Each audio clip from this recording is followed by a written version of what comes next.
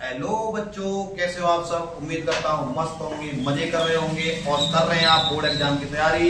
तो उसी श्रृंखला में आज हम आपको लेकर आए इस पक्का फंसेगा सीरीज से चैप्टर नंबर 11 जो कि है एरिया रिलेटेड टू सर्कल। देखिए, in this chapter you will study, इस चैप्टर में हम क्या क्या पढ़ने वाले हैं। तो अबाउट सर्कल विद पार्ट्स, एक तो हम सर्कल पढ़ेंगे और सर्कल के पार्ट्स कौन कौन से होते हैं ये पढ़ेंगे। Understanding the area of the minor and major sector of the circle, फिर हम सीखेंगे कि वो हम कैसे माइनर और मेजर सेक्टर का एरिया निकाल सकते हैं। और फिर हम understand the minor and major segment of circle क्या होता है, ये सारा कुछ आज इस सेशन में हम पढ़ने वाले हैं। तो दबा के शेयर कर दो ये वीडियो उन बच्चों के लिए जो बोर्ड एग्जाम की कर रहे हैं तैयारी, जिससे उनको हो सके कुछ ना कुछ फायदा।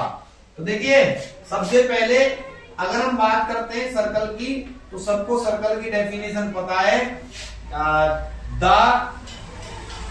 Collection of point, the collection of point यानी कि पॉइंटों का कलेक्शन विच इज इक्विडिस्टेंस, जो बराबर दूरी पर हो, टू अ फिक्स्ड पॉइंट, किसी एक फिक्स्ड पॉइंट से, वो fixed point is called a circle, is called a circle. और बहुत सारी डेफिनेशन हो सकती है। कहने का मेरा मतलब समझना, यानी कि आपने यहाँ कोई पॉइंट कांस्टेंट ले लिया और यहाँ से कोई फिक्स डिस्टेंस ली, यहाँ पॉइंट, यहाँ से फिक्स डिस्टेंस ली, यहाँ पॉइंट, यहाँ से यहाँ, मतलब इस तरह से आपने एक फिक्स डिस्टेंस लेकर के पॉइंटों का कलेक्शन लिया, ऐसे इस तरह से पॉइंटों का फिक्स कलेक्शन लिया, एक फिक्स डिस्टेंस और पॉइंटों का कलेक्शन आपने लिया। इस तरह से पॉइंट है, ये तो कलेक्शन है पॉइंटों का, इस तरह से आपने पॉइंटों का कलेक्शन लिया और ये ऐसे करके पॉइंट ही पॉइंट है, पॉइंट ही पॉइंट, पॉइंट ही पॉइंट, इस पॉइंट से इसकी दूरी, इसकी दूरी, यानी कि आपके पास जो सेंटर में फिक्स पॉइंट है, कोई फिक्स पॉइंट है ऑन ए प्लेन सरफेस पर, इस पॉइंट से इस पॉइंट की दूरी, इस पॉइंट की दूरी है, जितने भी पॉइंटों की दूरी है वो सब इक्वी डिस्टेंस है। अब जब ये ऐसे आपके पास ये पॉइंट ही पॉइंट बना रहा हूं मैं, तो एक बार को आपको ये कुछ इस तरह से दिखने लगेगी। जैसे नहीं आप गूगल मैप में जाते हैं, जूम करके देखते हैं तो उसकी दूरी पता चलती है कितना दूर है अभी, है ना। तो इस तरह से आप जब पॉइंट ही पॉइंट लगाएंगे तो एक लाइन दिखने लगेगी आपको एक स्ट्रेट सी। तो अब ये जो कलेक्शन ऑफ पॉइंट है, द पॉइंट, तो ये दो फिक्स्ड पॉइंट है, fixed point, fixed point is called centre of circle, ये तो कहलाता सेंटर ऑफ सर्कल, ये तो सर्कल का सेंटर है। एंड और जो फिक्स्ड डिस्टेंस है, फिक्स्ड डिस्टेंस यानी कि ये is called radius of circle, is called, क्या कहलाती है ये, is called radius of circle, radius of circle, ये कहलाती है सर्कल की रेडियस। चलिए आगे चलिए। और जो कलेक्शन ऑफ पॉइंट है ना, जो कलेक्शन ऑफ पॉइंट, इसको हम पाथ भी बोलते हैं, पाथ, ठीक है, सर्कुलेट, इज कॉल्ड, इसको हम क्या कह देते हैं, circumference of circle, circumference of circle. और अगर हम सर्कमफेरेंस ऑफ सर्कल की बात करते हैं तो इसका जो फॉर्मूला है, सर्कमफेरेंस ऑफ सर्कल का फॉर्मूले की बात करते हैं तो वो होता है pi R square, 2 pi R, sorry 2 pi R. और यदि हम एरिया ऑफ सर्कल की बात करते हैं, एरिया ऑफ सर्कल, तो एरिया ऑफ सर्कल होता है पाई आर स्क्वायर, क्योंकि हम इन पाई आर स्क्वायर का और 2 पाई आर स्क्वायर का हम यहाँ यूज करने वाले हैं, इसलिए बताया है। चलिए अब एक एक पॉइंट पे बात कर लेते हैं, सर्कल के एक एक पॉइंट पे कौन कौन से पॉइंट को क्या कहा जाता है, इन सारे पॉइंटों को लेकर के अब हम आ रहे हैं आपके सामने सब चर्चा के लिए। तो आप हो जाइए तैयार हमसे चर्चा करने के लिए इन पॉइंटों पर। तो चलिए, सबसे पहले अगर हम बात करते हैं, रेडियस भी बता दिया आपको, रेडियस भी आपको पता चल गया, रेडियस क्या होता है, तो इसके बारे में बताने की जरूरत है ही नहीं। The distance of the centre to the boundary of a circle is called the radius. अब इसके बाद में हम दूसरे पॉइंट पे आते हैं जिसका नाम है diameter. Diameter diameter twice double होती है रेडियस की, यानी कि a line which is passing through the centre of a circle is called the diameter. Diameter की डेफिनेशन भी आपको पता चल गया। तो डायमीटर से पहले आप एक कॉर्ड और पढ़ लो। कॉर्ड क्या होती है? कॉर्ड की डेफिनेशन क्या होती है? a line segment which is a line segment which is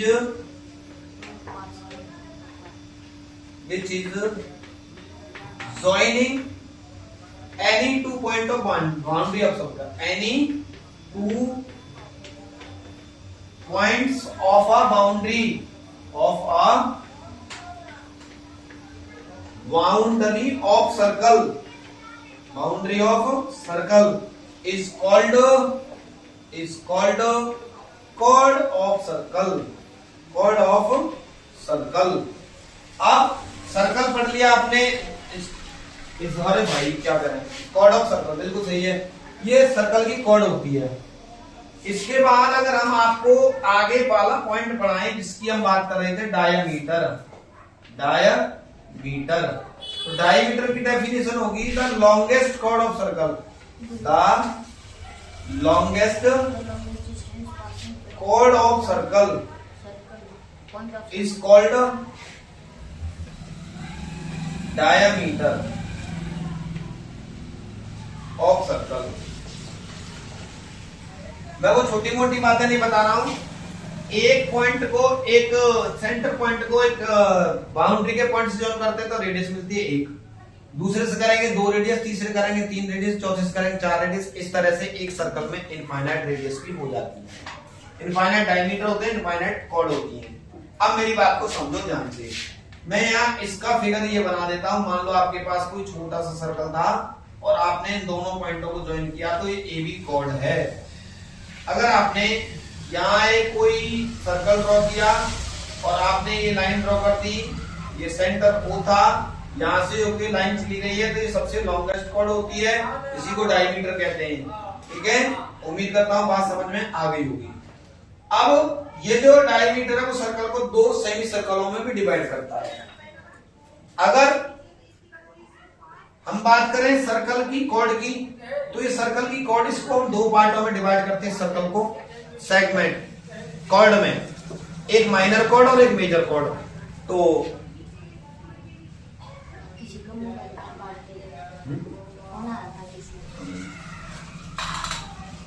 तो चलिए फिर आगे बढ़ते हैं। हम अपने इस श्रृंखला में आगे के पॉइंटों को करने के लिए हम थोड़ा और आगे बढ़ रहे हैं इस टॉपिक की ओर।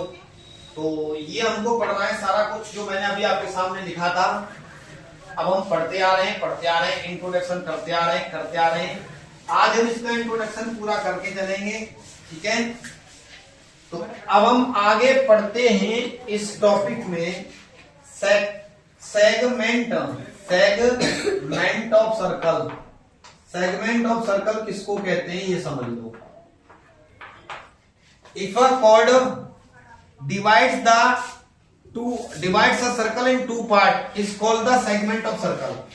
अगर आपके पास कोई भी सर्कल है और इस सर्कल की ये कॉर्ड जो आपके पास ए बी कॉर्ड है, इस सर्कल को 2 पार्टों में डिवाइड करती है, तो इस वाले पार्ट को कहते हैं हम सेगमेंट ऑफ सर्कल। क्या कहते हैं? सेगमेंट। और इसको भी हम सेगमेंट ही बोलेंगे, लेकिन ये छोटे वाले पार्ट को हम माइनर सेगमेंट बोलेंगे। ये छोटी है तो इसलिए इसको माइनर सेगमेंट बोलेंगे, और ये बड़ी है इसलिए इसको मेजर सेगमेंट बोलेंगे। इनसे रिलेटेड भी हमको कुछ ना कुछ पढ़ना होगा, ठीक है। अच्छा जी, सेगमेंट के बाद में हम बात करते हैं सेक्टर ऑफ सर्कल। किसकी बात करते हैं? अब हम बात करते हैं सेक्टर ऑफ सर्कल की। किसकी बात कर लेंगे? सेक्टर ऑफ सर्कल क्या होता है? देखिए, जब किसी सर्कल को और उसकी सेंटर से एक रेडियस और दूसरी रेडियस इस सर्कल को 2 पार्टों में बांट देती है, और जब दो पार्टों में बांट दिए तो इस एक पार्ट को हम बोलते हैं सेक्टर ऑफ सर्कल, दूसरे पार्ट को भी सेक्टर ऑफ सर्कल। ये छोटा है इसलिए इसको हम बड़ा है जिसको मेजर, और छोटे वाले को हम माइनर सेक्टर कहते हैं। तो अब हमको इन सेक्टर से रिलेटेड पढ़ना ही होगा। आर्क छोटी सी क्लास की बात है, आप आर्क सीखते आए हो, उसको बताने की जरूरत नहीं है। A part of a piece of the circumference, a minor piece और major piece of a circumference is called the arc of a circle. तो ये सब कुछ हम पढ़ेंगे। अब ध्यान से एक एक बात को समझिएगा। अब हम बात करते हैं या रिलेटेड आपके जो टॉपिक हैं उन पे बात करते हैं, उन टॉपिकों पे हम बात करने वाले हैं।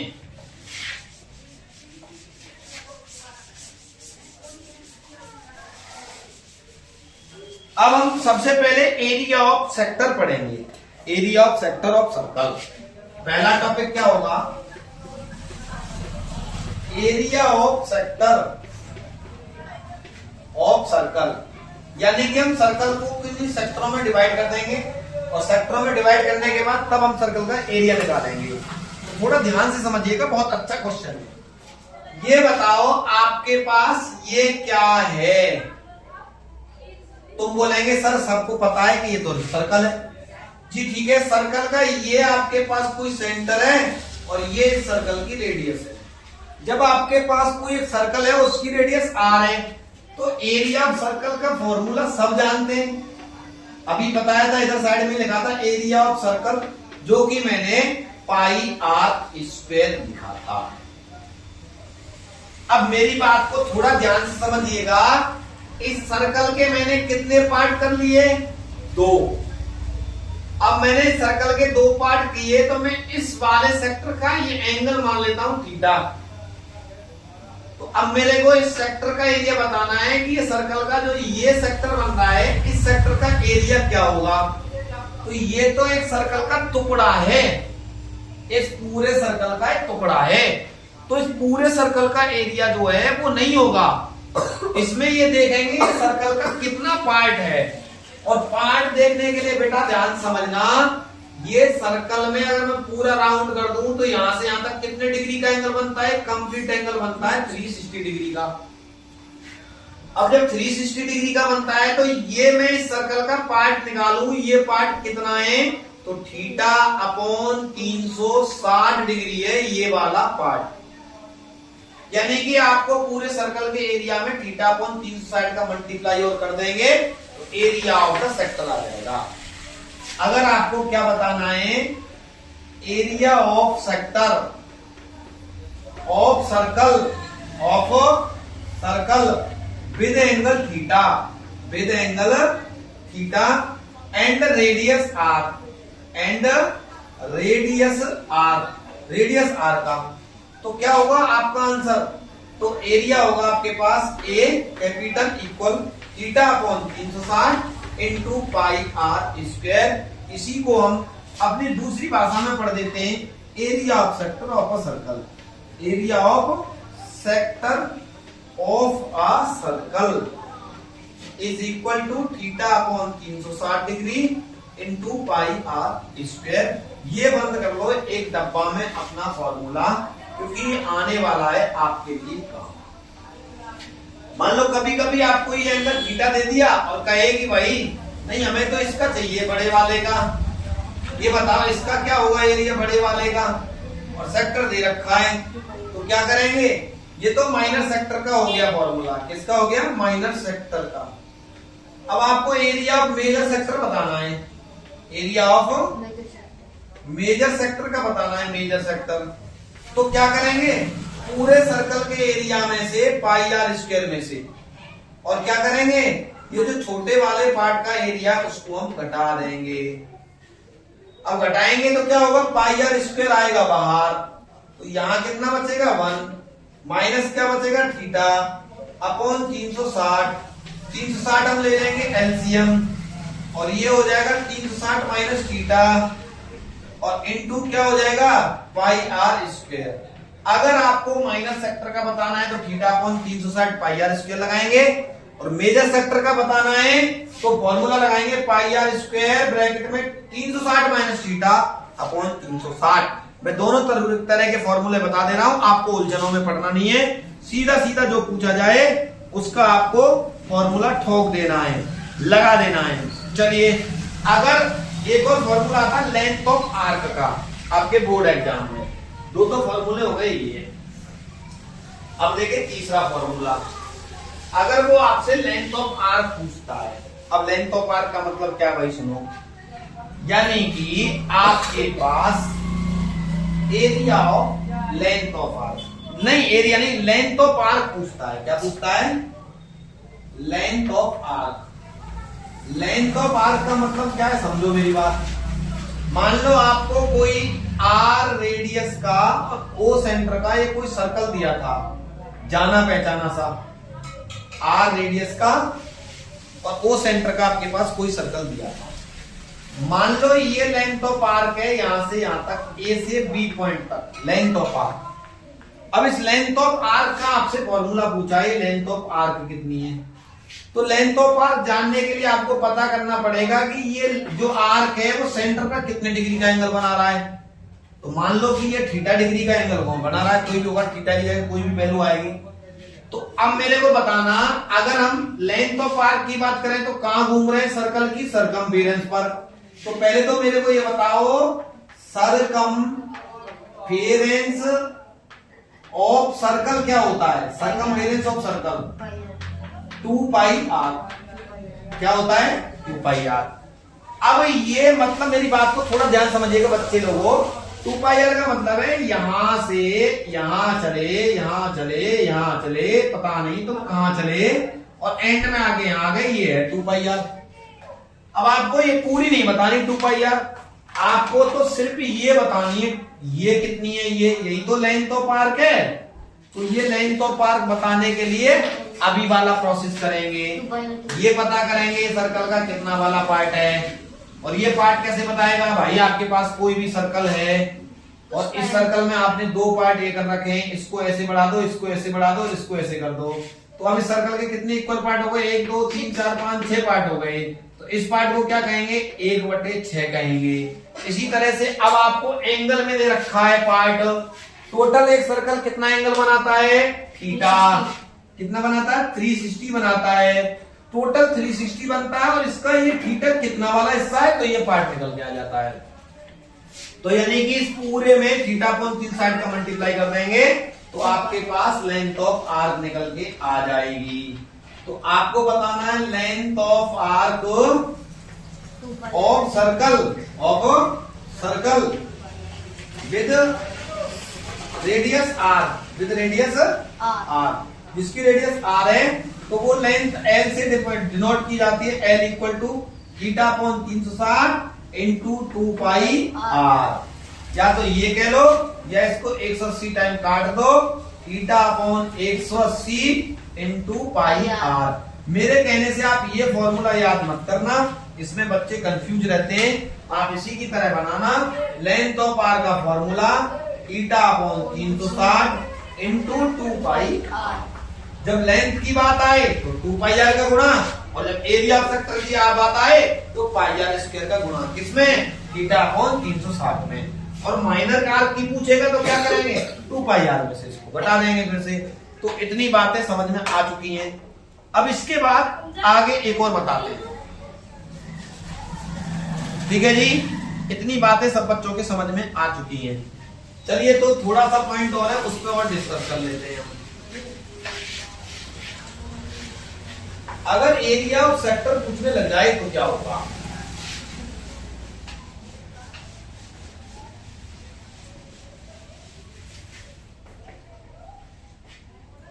यदि आपसे वो पूछने लग जाए area of sector, area of segment पूछने लग जाए, सेगमेंट। अब सेगमेंट का मतलब क्या है समझो बच्चों। जैसे माना आपके पास ये कोई सर्कल है और ये इस सर्कल का कोई कॉर्ड था, तो ये कॉर्ड इस सर्कल को 2 पार्टों में डिवाइड कर रहा है। तो वो कह रहा भाई इस वाले पार्ट का एरिया बता के दो हमें, तो क्या होगा? तो मेरी बात समझो बंधुओं, इसके लिए आपको इस क्वेश्चन में ये बात दी होगी, सेंटर दिया होगा इसको इससे ज्वाइन करेंगे, इसको इससे ज्वाइन करेंगे और ये मान लो यहाँ एंगल थीटा बना रही होगी। तो पहले तो हम एरिया ऑफ सेक्टर निकालेंगे। क्या निकालेंगे? एरिया ऑफ सेक्टर, जो कि ये पूरा एरिया ऑफ सेक्टर निकाल लेंगे आप, ये पूरा। पहले तो आप ये एरिया ऑफ सेक्टर निकालेंगे, एरिया ऑफ सेक्टर। और इस एरिया ऑफ सेक्टर को निकालने के बाद यानी कि पीला पीला निकाल लेंगे। उसके बाद इसमें से ये लाल वाला घटा देंगे, ये लाल वाला। ये जब लाल वाला आप घटा देंगे तो ये लाल वाला क्या है बताओ, आपको क्या दिख रहा है? जो लाल शेप दिख रही है बरकेव, और किसकी शेप बन रही है? ये किसकी बन रही है? ये बन रही है ट्राइंगल की शेप। किसकी शेप बन रही है? ट्राइंगल की। तो सेक्टर के एरिया में से ट्राइंगल का एरिया घटा दो। बेसिकली आपके पास एरिया ऑफ सेक्टर के लिए फॉर्मूला होगा एरिया ऑफ सेक्टर सेगमेंट के लिए minus area of triangle AOB। अब ये डिपेंड करेगा कि आपके पास ये ट्राइंगल कैसा है। अगर ये ट्राइंगल राइट एंगल है तो इसका एरिया 1/2 बेस इंटू हाइट हो जाएगा। अब इस ट्राइंगल का एरिया निकालने के लिए ही बच्चे सबसे ज्यादा परेशान रहते हैं 10th क्लास के इस टॉपिक में। क्यों रहते हैं? अगर राइट एंगल ट्राइंगल है तो सबको पता है area triangle 1/2 base into height होता है। ये राइट एंगल ट्राइंगल नहीं है तो आइसोसेलेस तो पक्का हर बार बनेगा, क्योंकि ये वाली साइड इसके बराबर होगी, क्योंकि रेडियस ऑफ सेम सर्कल है। एक सर्कल की दो रेडियस बराबर होती है, इसलिए OA की डिस्टेंस OB के बराबर होगी। तो ये रेडियस तो हो गई इक्वल, बट ये तीसरी साइड इक्वल की नहीं पता हमें। तीसरी साइड अगर इक्वल हो जाए तो ये इक्विलेटरल ट्राइंगल बन जाएगा। तो √3/4 इंटू साइड स्क्वायर लगा देंगे, ठीक है? तो ये भी ट्राइंगल लगा सकते हैं। और ये स्केलर ट्राइंगल है तो स्केलर ट्राइंगल के लिए ये साइड होनी चाहिए। कभी कभी इस साइड को देता नहीं है और केवल रेडियस देता है और एंगल देता है, तो कैसे निकालेंगे? तब समस्या है बहुत ज्यादा। तो डिफरेंट ट्राइंगल का वो होता है केस। तो इसके लिए मैं बच्चों को एक चीज बता के चलता हूं, अगर आपके पास एरिया ऑफ सेक्टर का फॉर्मूला आ जाए तो आपको फंसना नहीं है। मेरे वाले इस कॉन्सेप्ट को सीख लो और कहते हैं ना आप 100% एग्जाम में क्वेश्चन सही करके आएंगे। जब ऐसी कंडीशन देगा तो यहां थीटा देगा और यहां रेडियस R देगा कुछ ना कुछ। तो उसके लिए आपको फॉर्मूला एरिया ऑफ सेक्टर का फॉर्मूला होता है θ/360 इंटू πr² माइनस, अब आपको एक फॉर्मूला याद रखना है 1/2 r² sin थीटा याद रखना है। r² sin थीटा यानी कि रेडियस का स्क्वायर कर देना, साइन का थीटा लगा देना, यानी साइन थीटा। अब सुनो, यहाँ थीटा 90 डिग्री तक आता है तब तो बच्चों को कोई दिक्कत नहीं है, क्योंकि 90 का है तो आपको पता राइट एंगल बन गया, कर ही देंगे। 90 से लेस देने तब भी आपको पता है कैसे करना है, आप कर देंगे। बट लेकिन जैसे एंगल 90 से ऊपर जाता है 180, 150, 135 तो दिक्कत होती है बच्चों को करने में। यहाँ उसके लिए थोड़ा सा मैं आपको त्रिकोणमिति का कॉन्सेप्ट बताऊंगा, त्रिकोणोमेट्री का कॉन्सेप्ट बताऊंगा, त्रिकोणोमेट्री का। और त्रिकोणोमेट्री का कॉन्सेप्ट केवल इतना समझाऊंगा आपको, केवल साइन का चाहिए यहाँ, क्योंकि साइन होता है हमारे पास। ये क्वाड्रेंट होता है, यहाँ 0 डिग्री से 90 डिग्री के एंगल बनते हैं। 90 से 180 का बनता है, 180 से 270 का बनता है, 270 से 360।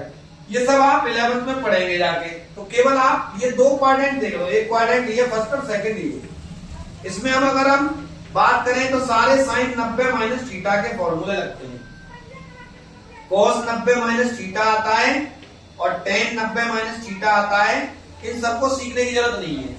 मान लो अगर आपके पास sin 90 माइनस थीटा है तो इसका आंसर आप cos थीटा लिख देना, और यदि आपके पास sin 90 प्लस थीटा है तो इसको आप cos थीटा लिख देना, तब भी प्लस के cos थीटा आएगा तब भी। और साइन अगर 180 माइनस थीटा करेंगे माइनस थीटा, तब भी ये क्या आएगा, तब ये साइन थीटा के बराबर आएगा। कैसे सुन लो, मान लो आपके पास साइन 120 की वैल्यू निकालनी है, साइन 120 की, तो मैं कैसे करूंगा, इसको साइन लिखूंगा और इसको दो तरीके से लिखा जा सकता है, 90 प्लस 1 30 लिखा जा सकता है, और 90 प्लस 30 यहाँ आएगा। तो ऑल सर्विस साइन प्लस का होता है, और 90 प्लस थीटा है तो ये होता है cos थीटा के इक्वल, और थीटा की जगह 30 है ही, तो साइन 120 की वैल्यू वही होगी जो वैल्यू cos 30 डिग्री की होगी। तो इस तरह से यहां अगर थीटा की समस्या आती है तो मेरे ये फॉर्मूले याद रख लो और मेरे इन ट्रिगोनोमेट्री के फॉर्मूले से, और नहीं तो आप ट्रिगोनोमेट्री के इंट्रोडक्शन में जाके देख सकते हैं, प्लेलिस्ट में आपको वीडियो मिल जाएगी, ठीक है, तो वहां भी आपको ये टॉपिक मिल जाएगा। तो आपको दो फॉर्मूले याद रखने हैं। अगर साइन 90 प्लस थीटा करते हो तो आंसर आता है cos थीटा, और अगर साइन 180 माइनस थीटा करते हो तो आंसर आता है साइन थीटा के बराबर। जैसे आपको साइन 120 की वैल्यू बतानी है तो आप इसको साइन 180 माइनस 60 लिख सकते हैं, और साइन 180 माइनस 60 यानी थीटा की जगह 60 है तो यहाँ भी थीटा की जगह 60 रखेंगे तो साइन 60 आएगा।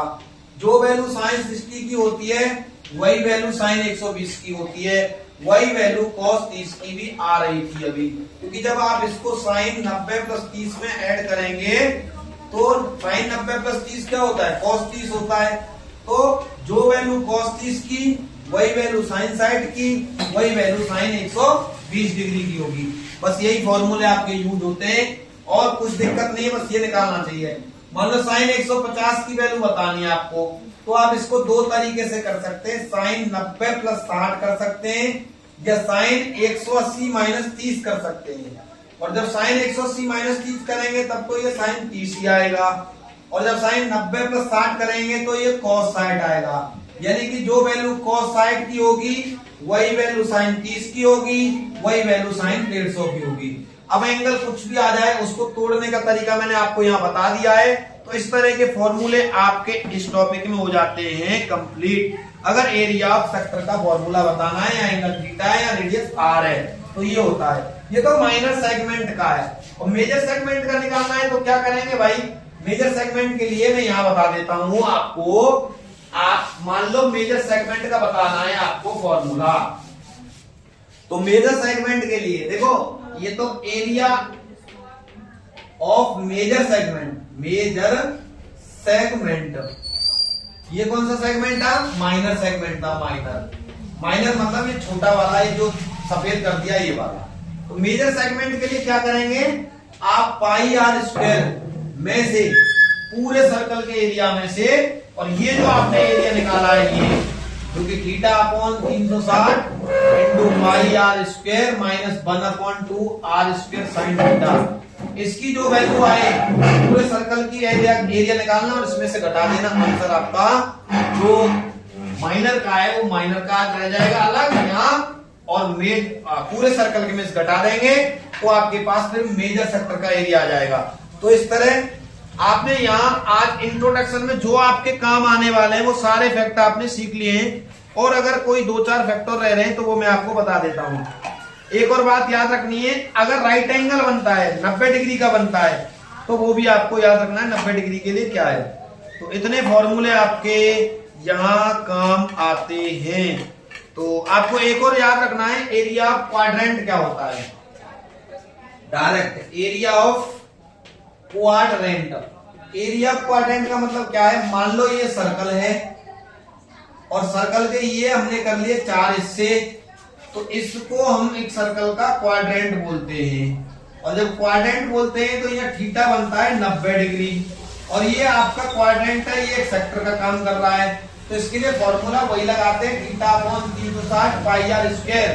अब तू या थीटा की जगह 90 रखने पर ये 360 इंटू पाई आर स्क्वायर रहता है। 90 का 90 चौका 360, तो ये 1/4 पाई आर स्क्वायर किसी सर्कल के एरिया का क्वाड्रेंट का फॉर्मूला बन जाता है। उम्मीद करता हूं आपको ये भी बात समझ में आ गई होगी। अगर है किसी को समस्या तो बता दें हमें, ठीक है, अन्यथा हम आपको फिर मिलने वाले हैं अगले सेशन में MCQ क्वेश्चन लेने के साथ। कितने हो गए टाइम, 30 मिनट। तो फिर मिलेंगे आगे अगली वीडियो में इंट्रोडक्शन के बाद में MCQ क्वेश्चन के साथ। तब तक के लिए मस्त रहिए, स्वस्थ रहिए, मजे करते रहिए और कर रहे बोर्ड एग्जाम की तैयारी में लगे रहो।